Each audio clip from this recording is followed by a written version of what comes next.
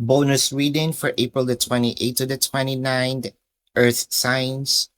Your cards are the Moon card, the Three of Pentacles, and the Nine of Wands.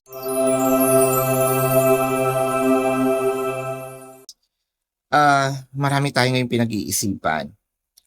It can also be na medyo anxious tayo sa mga nangyayari, sa mga pagbabago ni person, walang clarity, bakit ito nangyayari, bakit ba ito natin nararanasan, no?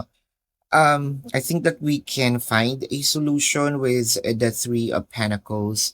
Meron din dito mga exciting part na apart from the solutions, pwedeng si person na rin mismo ang gagawa ng way. Meron kasi ditong fear of the unknown. Hindi natin kasi alam yung kakalabasan. However, ito na yung part na hindi mo man siya alam, pero you'll never know, di ba? Things are going to parang land or fall into their proper places. Dito natin mapapansin na oo nga pala. May mga guides nga pala ako, no? So yeah, things will be okay, mawawala yung issues sa ating isip. So this is your bonus reading Earth signs for April the 28th to the 29th. My name is Daphne, but spirit calls me back.